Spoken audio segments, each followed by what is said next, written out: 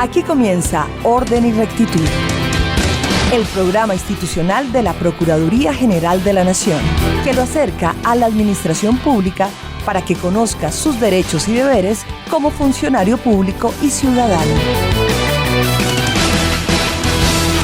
Señoras y señores, sean ustedes bienvenidos a esta emisión de Orden y Rectitud, el programa institucional de la Procuraduría General de la Nación, transmitido por Radio Nacional de Colombia, con enlace a todas las emisoras de interés público y comunitario del país, y que además es retransmitido por la Alianza de Emisoras de la Armada Nacional.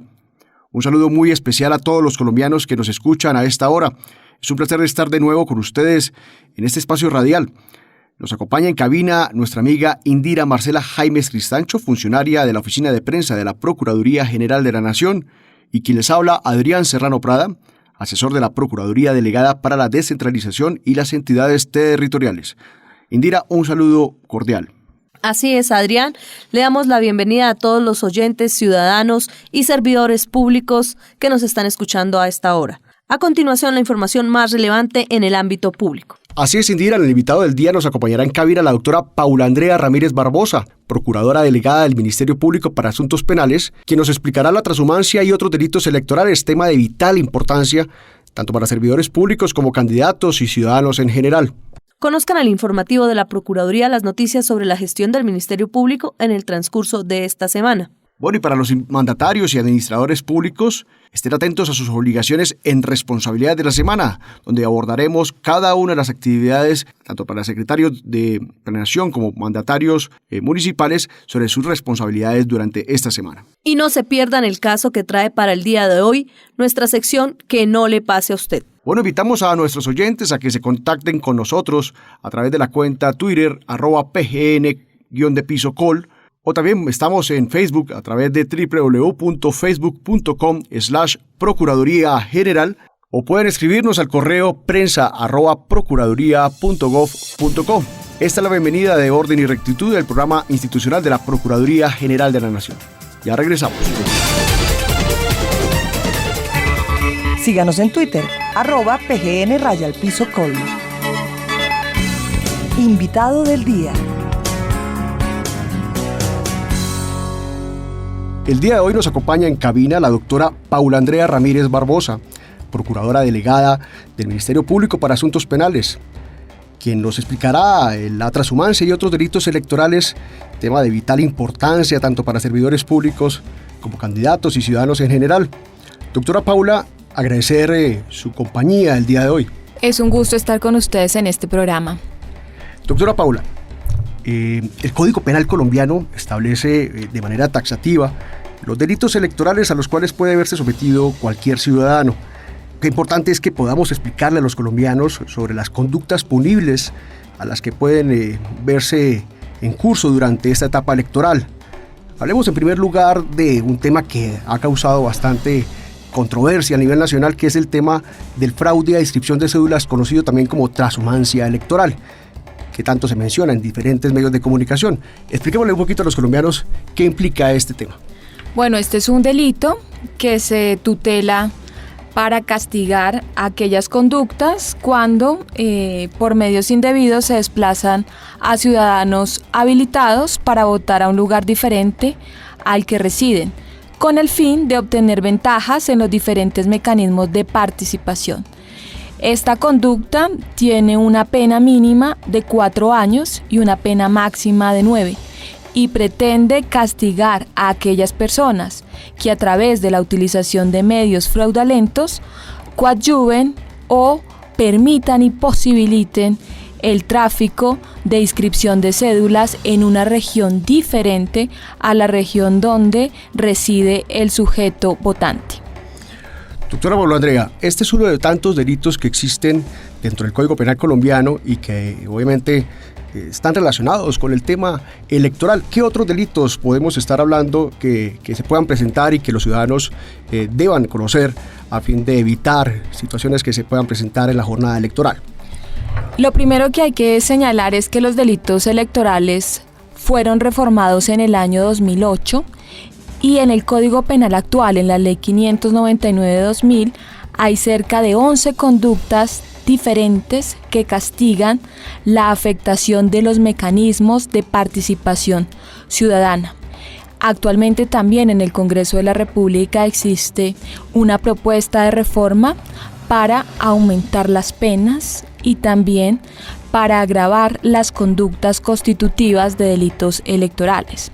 Dentro de las conductas más destacadas de afectación de los mecanismos de participación ciudadana, tenemos la perturbación del certamen democrático, el constreñimiento al sufragante, el fraude al sufragante, la corrupción al sufragante, el voto fraudulento, el favorecimiento al voto fraudulento, la mora en la entrega de documentos relacionados con una elección, la alteración de los resultados electorales, el ocultamiento, la retención y la posesión ilícita de cédulas, la denegación de inscripción y el llamado delito de transhumancia electoral o trasteo de votos, sin olvidar que dentro de este abanico de posibilidades también podría incluirse el delito de participación en política cuando lo comete un servidor público y también los delitos de falsedad en documento público.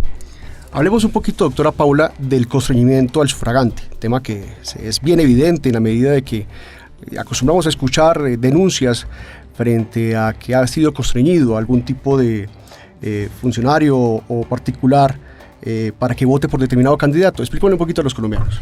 El delito de constreñimiento al sufragante es uno de los delitos más graves que prevé el Código Penal, porque en estos casos un sujeto utiliza las armas o amenaza por cualquier medio a un ciudadano con el fin de que éste apoye o dé su voto respecto de un determinado candidato o una lista de candidatos.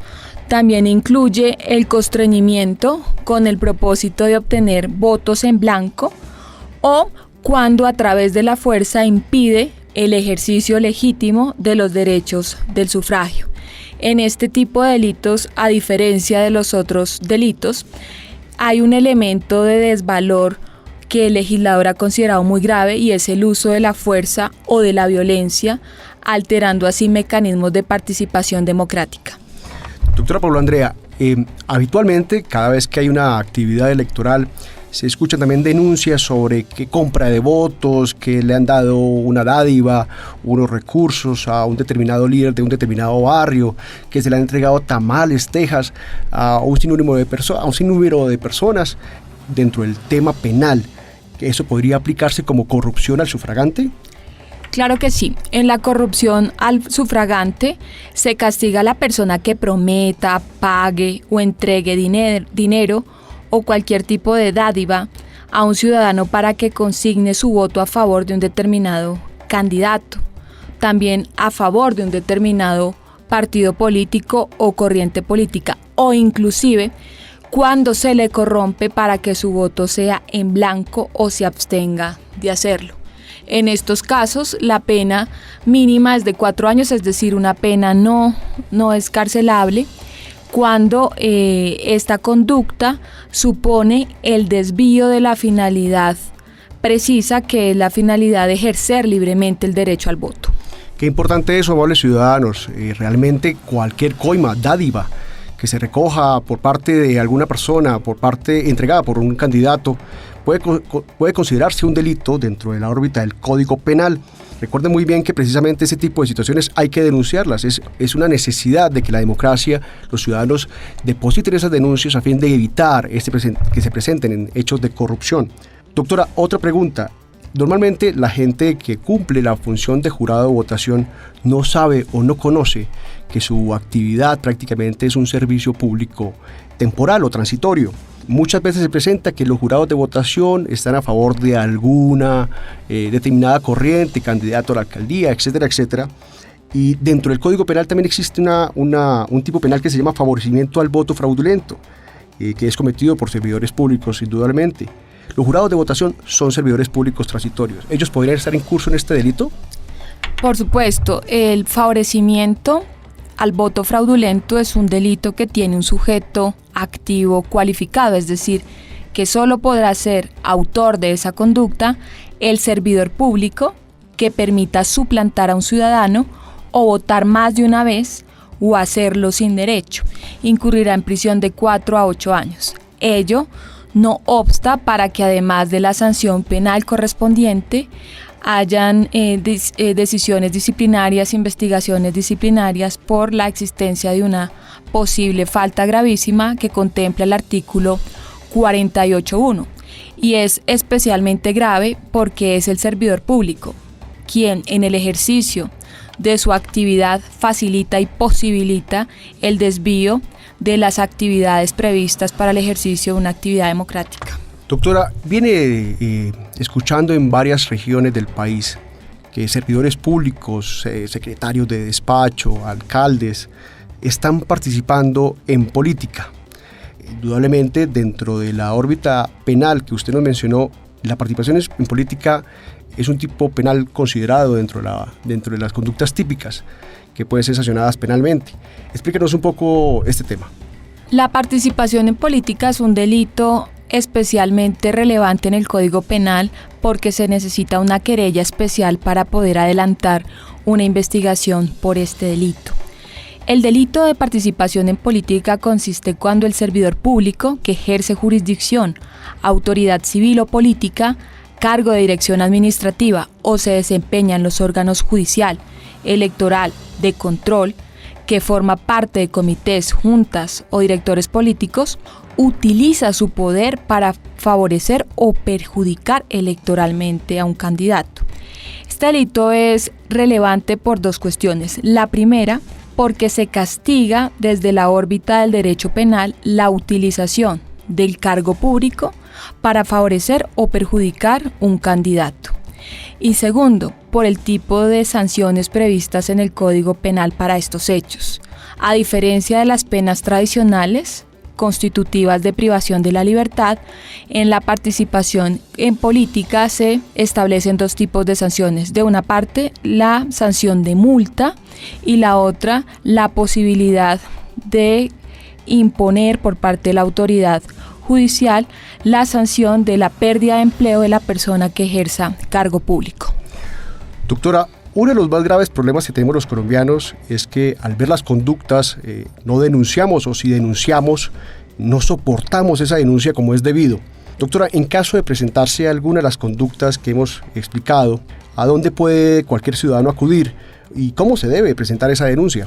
La primera cuestión es que estas conductas pueden ser constitutivas no solo de delitos, sino también de faltas disciplinarias cuando están involucrados servidores públicos. En ese orden de ideas, cualquier ciudadano se puede dirigir a la página web de la Procuraduría, www.procuraduría.gov.co, y en el apartado de denuncias y quejas puede formular allí la respectiva queja o denuncia y nosotros daremos traslado a las autoridades respectivas, bien se trate de faltas pues al interior de la Procuraduría o de delitos se trasladarán inmediatamente a la Fiscalía General de la Nación. Asimismo, cualquier hecho delictivo puede denunciarse por los diferentes mecanismos de denuncia que prevé la Fiscalía General de la Nación, tanto en su página web como en cualquier URI o centro de recepción de denuncias o hacerlo a través de la línea telefónica que para tal fin ha dispuesto la Fiscalía General de la Nación. Doctora Paula Andrea, realmente es bien importante también señalarle a los colombianos y ciudadanos sobre lo que debe contener la denuncia. ¿Cuáles serían los ingredientes más importantes que debe aportar cualquier ciudadano que observe una situación irregular que se presenta en su región o en su municipio? Estos hechos constitutivos de delito, de las 11 modalidades que señalamos, pueden ser puestos ante la autoridad competente, Fiscalía General de la Nación, por cualquier ciudadano. ¿Y en qué consiste la denuncia? La denuncia consiste en presentar una solicitud respetuosa a la autoridad, escrita, verbal, en la cual se contenga la información que el ciudadano considera constitutiva del delito, es decir, los hechos, los sujetos y el objeto. ¿Qué tipo de hechos se presentó? ¿Quiénes los llevaron a cabo? ¿Y de qué manera esos hechos pusieron en peligro o afectaron los mecanismos de participación democrática? En una denuncia no se deben adjuntar pruebas porque el deber de investigar corresponde a la Fiscalía General de la Nación, pero sí narrar con la mayor precisión y veracidad cuáles son las conductas cometidas que han puesto o que han afectado gravemente o han supuesto un peligro para los mecanismos de participación democrática. Doctora, muchos funcionarios, o mejor dicho, muchos ciudadanos, al ver una irregularidad, por lo general no denuncian porque consideran que ponen su nombre en evidencia. ¿Una denuncia penal o disciplinaria puede ser presentada como anónimo? En principio no, porque es deber de todo funcionario público denunciar los hechos frente a los cuales él ha tenido conocimiento y que puedan ser constitutivos de delito o de falta disciplinaria. De hecho, hay que recordar en este espacio que el legislador también ha previsto como delito la omisión del deber de denuncia. Es deber de cualquier ciudadano, pero particularmente un deber mucho más resaltado el que tiene el servidor público de poner en conocimiento de la autoridad hechos que él conociera y que pudieran llegar a ser delitos o faltas disciplinarias. Por tanto, los escritos anónimos, si bien tienen trámite al interior de la Fiscalía General de la Nación, pues no son el mecanismo expedito para poner en conocimiento de las autoridades conductas tan graves como las enunciadas. Doctora, lamentablemente el tiempo es muy corto. Agradecemos habernos acompañado el día de hoy. Esperamos seguir con su compañía en otro programa. Muchas gracias por la invitación y estaremos muy atentos a cualquier solicitud. Bueno, seguimos en Orden y Rectitud, programa institucional de la Procuraduría General de la Nación. Contáctenos www.procuraduría.gov.co. Responsabilidades semanales. Esta es una de las secciones más escuchadas por los mandatarios públicos que siempre están diligentes a cumplir con sus obligaciones. En Responsabilidades de la Semana les recordamos qué tareas deben tener en cuenta los administradores públicos y ordenadores del gasto para la próxima semana. Así es, Indira. Las responsabilidades que deben tener en cuenta los mandatarios para la semana entre el 10 y el 16 de octubre son las siguientes. Señores secretarios de Planeación, recuerden que las entidades estatales deberán enviar mensualmente, a más tardar el día 15, a la Cámara de Comercio de su domicilio las copias de los actos administrativos en firme por medio de los cuales se impusieron multas, sanciones e inhabilidades resultantes de los contratos que se hayan suscrito. También para los secretarios de Planeación, les recordamos que deben informar al Ministerio del Interior a través del Sistema de Información y Coordinación y Seguimiento Territorial el día 15 de los meses de abril, julio, octubre y enero sobre los avances y dificultades respecto de los compromisos presupuestales y administrativos, así como de las acciones adelantadas para atender a la población en situación de desplazamiento para garantizar sus derechos. Bueno, y amables oyentes, recordarles que la Superintendencia Financiera de Colombia continúa con su serie de charlas Conozca sus derechos y deberes financieros, el cual tendrá lugar el próximo día 15 de octubre a las 9 de la mañana hasta las 11:30 de la mañana en la calle séptima número 449 en la ciudad de Bogotá. Para mayor información escriba al correo aprendaconlasuper@superfinanciera.gov.co. También les informamos a nuestros oyentes que la Feria Educativa Expo Estudiante Nacional tendrá lugar del 20 al 23 de octubre de 2015 en Corferias. El evento es gratuito y solo requiere una inscripción previa. Consulte la página www.expoestudiantenacional.co para mayor información. Bueno, y también recordarles a los oyentes que la Academia Diplomática Augusto Ramírez Ocampo abrió la convocatoria al concurso de ingreso a la carrera diplomática y consular. Para mayor información puede consultar la página web www.cancillería.gov.co/academy con Y al final. Representantes legales de entidades públicas tengan siempre en cuenta que deben publicar la totalidad de la convocatoria y contratos en todas sus fases en el Sistema Electrónico para la Contratación Pública SECOP. Los procesos deben ser registrados hasta las fases de celebrado, terminado sin liquidar o liquidado. Solo así son considerados un registro completo tanto para el SECOP como para el Índice de Gobierno Abierto IGA e Índice de Integridad Integra. Así es, Indira. Además, vamos a recordarle, como ya lo hemos venido haciendo, los municipios que no están cumpliendo con la información, en el depósito de la información en el Sistema Electrónico para la Contratación Pública SECOP. Hoy vamos a hablar de los municipios del departamento de Bolívar. ¿Cuáles municipios no están cumpliendo con la totalidad de la inscripción de los contratos dentro del Sistema Electrónico SECOP? Son municipio de Arenal, Arroyo Hondo, Barranco de Loa, Cantagallo, Córdoba, Clemencia, El Carmen de Bolívar, Margarita, María la Baja, Montecristo, Pinillos, Río Viejo, San Cristóbal, San Estanislao, San Jacinto del Cauca, San Pablo, Santa Catalina, Soplaviento, Tiquicio y Turbaco. Todos esos municipios son del departamento de Bolívar, municipios a los cuales no están cumpliendo con la totalidad de registro de sus contratos dentro del sistema para la contratación pública SECOP. Y como siempre tenemos en Responsabilidades de la Semana nuestra recomendación sobre gerencia pública para las entidades territoriales hecha por el doctor Mario Iván Algarra Lobo, funcionario del Instituto de Estudios del Ministerio Público de la Procuraduría. Escuchémoslo. Señores gerentes públicos, un buen administrador es el que maximiza los recursos puestos a su disposición y logra los mejores resultados con la máxima satisfacción. En el área de la gerencia pública, ello se traduce en la mayor producción de un valor público, que en términos gerenciales significa la máxima producción de los bienes y servicios demandados por la ciudadanía. Señores administradores públicos, brillemos por ser los máximos productores de valor público dentro de la entidad a nuestro cargo y en el área de competencia y afluencia que nos corresponde. Muchas gracias, doctor Algarra, por este consejo gerencial tan importante para nuestras entidades territoriales. Recuerden, señores alcaldes, gobernadores, ordenadores del gasto y servidores públicos, para que su gestión sea eficiente, deben tener en cuenta la presentación oportuna de estos informes a las entidades correspondientes. Usted conoce sus responsabilidades en Orden y Rectitud, el programa institucional de la Procuraduría General de la Nación. Ya regresamos. Únete a facebook.com/Procuraduría General. Informativo Procuraduría.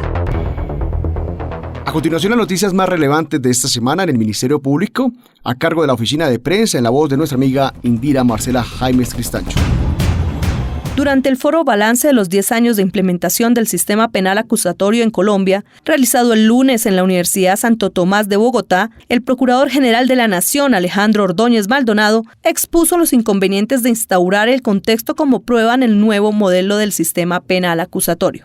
Al finalizar el evento, el jefe del Ministerio Público se refirió al caso en el que está involucrado un procurador judicial primero administrativo por supuestos actos de corrupción relacionados con el proceso que adelanta la Fiscalía contra el exgobernador de Cundinamarca, Álvaro Cruz, por supuestas irregularidades en procesos de contratación pública en Bogotá, y aseguró que ello, de ser cierto y si hay pruebas sobre la materia, no se puede permitir, ya que afecta la credibilidad de la institucionalidad y de la justicia. Este martes, durante una entrevista con medios de comunicación, el procurador Alejandro Ordóñez Maldonado, al ser preguntado sobre la compulsa de copias de la Fiscalía General de la Nación a la Corte Suprema de Justicia para que investigue al actual senador de la República, Álvaro Uribe, por hechos ocurridos en el año 1997, aseguró que no es accidental que se haga esto en momentos en que se está conociendo o se va a dar a conocer el acuerdo sobre justicia transicional. Las FARC siempre han colocado como condición para firmar la paz la judicialización del presidente Álvaro Uribe. Lo dicen, lo reiteran, se encuentra en documentos. Según el jefe del Ministerio Público, este tipo de decisiones del ente investigador, 18 años después, dejan en evidencia un mecanismo de venganza contra aquellos que han combatido a las FARC. Además, reiteró la necesidad de reclusión efectiva para los máximos responsables de delitos de lesa humanidad, crímenes de guerra, genocidios y otros crímenes atroces, así como la importancia de priorizar a las víctimas en los eventuales acuerdos que se alcancen en La Habana. En decisión de segunda instancia, la Procuraduría sancionó con destitución del ejercicio del cargo e inhabilidad por el término de 10 años a María Filomena Parada García, en su condición de alcaldesa municipal de Cucutilla, en norte de Santander, para la época de los hechos, por ordenar y ejecutar gastos de funcionamiento con dineros asignados presupuestalmente para gastos de inversión. Pueden leer toda la información noticiosa de la Procuraduría en nuestro sitio web www.procuraduría.gov.co. Estamos en Orden y Rectitud, programa institucional de la Procuraduría General de la Nación, transmitido por Radio Nacional de Colombia y retransmitido por las diferentes emisoras comunitarias y de interés público del país. Síganos en Twitter, @PGN_Col. Que no le pase a usted. Hemos llegado a una de las secciones más importantes en materia preventiva para los servidores públicos y mandatarios. Que no le pase a usted. Sección en la que escuchamos casos de faltas disciplinarias para que ustedes puedan saber qué no deben hacer en la ejecución de su función pública y evitar sanciones. Así es, Indira, en el día de hoy tenemos un caso que nos trae el doctor Ignacio Nicolás Sedano, funcionario de la Procuraduría Delegada para la Descentralización y las Entidades Territoriales. Escuchémoslo. Un gobernador encargado suscribió un decreto mediante el que ordenaba la entrega de unos kits de mercado bajo la figura de urgencia manifiesta. El secretario administrativo y financiero de la gobernación omitió remitir a la Contraloría el acto administrativo que declaró la urgencia manifiesta y los documentos que soportaron la misma, obviando el decreto suscrito por el gobernador en el que ordenaba a los secretarios conformar el respectivo expediente para enviar a control fiscal. La investigación disciplinaria se originó por un hallazgo de la Contraloría Departamental en la que se informaba del incumplimiento legal en desarrollo del contrato, suscrito bajo la figura de urgencia manifiesta para entregar los kits de mercado. Afirmó la Procuraduría que el disciplinado incumplió la ley y la normatividad disciplinaria. Calificó la falta como grave a título de culpa grave. La Procuraduría General dejó en firme el fallo de primera instancia mediante el que suspendió por un mes a dicho secretario administrativo y financiero de la Gobernación.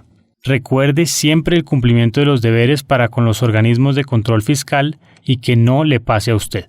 Gracias, doctor Ignacio Nicolás, por este importante caso que nos sirve de ejemplo a fin de que los funcionarios públicos no cometan errores en su ejercicio en la actividad pública. Recordamos a nuestros oyentes que pueden escuchar todos los programas de Orden y Rectitud en nuestra cuenta de YouTube PGN Cuenta Oficial, o pueden formularnos sus inquietudes a través del correo prensa@procuraduría.gov.co. En los próximos programas les estaremos resolviendo sus inquietudes. Bueno, Indira, hemos llegado ya al final de nuestro programa el día de hoy. Agradecemos su sintonía y los esperamos la próxima semana en Orden y Rectitud, el programa institucional de la Procuraduría General de la Nación, que llega a ustedes a través de Radio Nacional de Colombia y las emisoras comunitarias y de interés público del país. Hasta pronto.